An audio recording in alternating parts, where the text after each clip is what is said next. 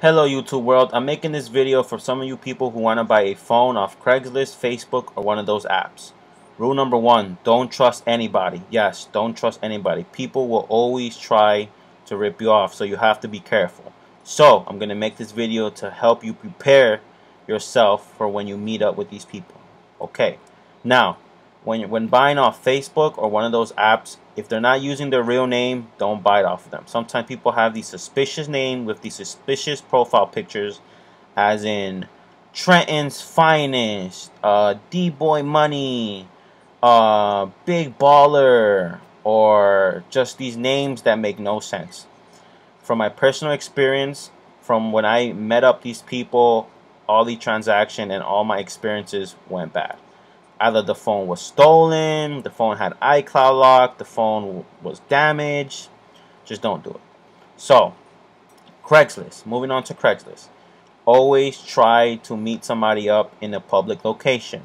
So, like the mall, next to the police station, I don't know, Burger King, somewhere public, right? You never want to go like to downtown Trenton or downtown Newark, like somewhere really ghetto. That's a big mistake. Always meet them up somewhere public where there's cameras and the police are close by. Now, three major things that you should check is if the phone has clean IME, no iCloud lock, water damage. Right, so clean IME. How do you find the IME?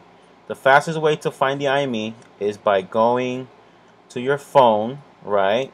And you click on the phone app.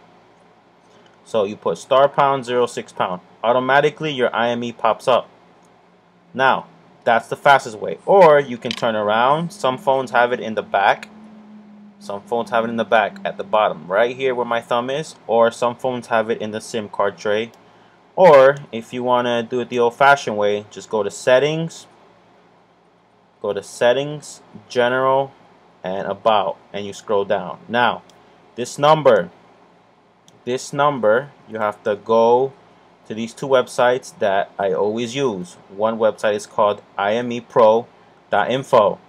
So you can either just Google it, right? Just go to Google and you put imepro.info. If you go down, this space is to put the IMEI number. Typically that number should be about 15 digits or so. So you put the number and you press check. The second website that I recommend is called Swappa.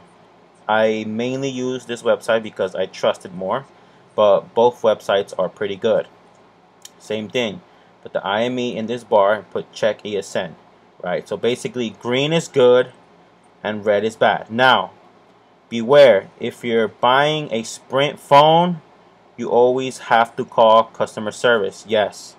If you're buying a Sprint, iPhone, Android, anything from Sprint, just call Sprint customer service. Why? Because Sprint just works differently, right? For Sprint, you cannot trust Swappa or check or imepro.info. So, only for Sprint phones, right?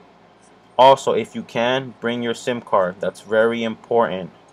For then you can fully check out the phone, right? So step number one. Let's say if you're meeting up the guy and he gives you the phone, right? Here you go. So you check the buttons, they vibrate really quick. If it goes up, down, the home button, the lock button. You want to check the camera, right? The front, the back. Make sure everything is working. And then you have to go on YouTube and make sure that the sound is working right. So let's go on YouTube right now to get that out the way. Maybe you want to charge it up. Make sure that the charging port is working. Bring your headphones where you can plug it in, you know, to make sure that the headphone jack is working. So I'm going to click on the first video right here. Hold on. So you put it all the way up, like Fat Joe would say, all the way up. The greatest lesson of my life. A man without a purpose. It works great, no problem. Now, the next thing you want to check is the iCloud. So, you have to make sure this is off. So, it's empty. That's great. Sometimes people forget to sign out. This is very important. Make sure that the phone has no passcode. meaning no number passcode, to get in the phone, and make sure that the iCloud is out.